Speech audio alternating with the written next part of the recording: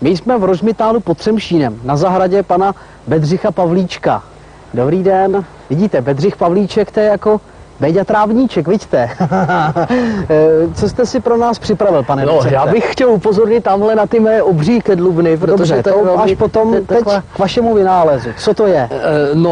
Já jsem sestrojil takový, víte, ono je to delší historie. Ano. Já totiž bydlím v rodinném domku, ale syn s manželkou, oni bydlí v panelovém domě, víte?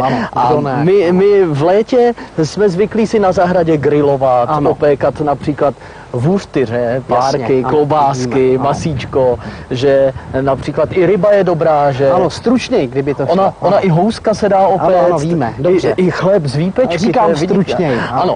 A víte, a on syn s manželkou, oni bydlí v panelovém domě. To jste říkal, ano. A nemají balkon. Ano, takže proto jste sestrojil tento grill. Ano, aby si syn mohl i v tom panelovém domě normálně v bytě grillovat. Ano, takže to se dá normálně v uzavřené místnosti. Ano, to je právě ta specialita tohoto grillu, že můžete grillovat na ohni a přitom v jakékoliv uzavřené místnosti. Tak to je skvělé, ano. Je ano. to. Čím se v tom topí, pane docente?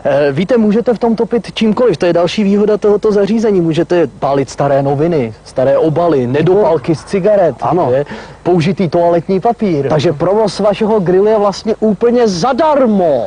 Ano, dalo by se to tak říci. Ale pane docente, při tom hoření přece vznikají tlaky a splodiny, to se přece někde musí hromadit, ne? No to je právě ten vynález. Ty splodiny se znova skondenzují a potom se znova spalují, takže je to skutečně bez jakéhokoliv odpadu. To je zajímavé, ano, vy jste to máte to vyzkoušené. No, vyzkoušené to není, ale je to dobře spočítáno, to je fyzika, pane doktore. Dobře, fyzika. tak si to předveďme. Dobrá, tak tedy já to tady velmi opatrně nejprve ještě nainstaluji buřta. Buřty, ano. A teď to velmi opatrně zapálím. Ano. No, to má takhle hořet, pane docente? Nemá, do prdele, buřty v prdeli.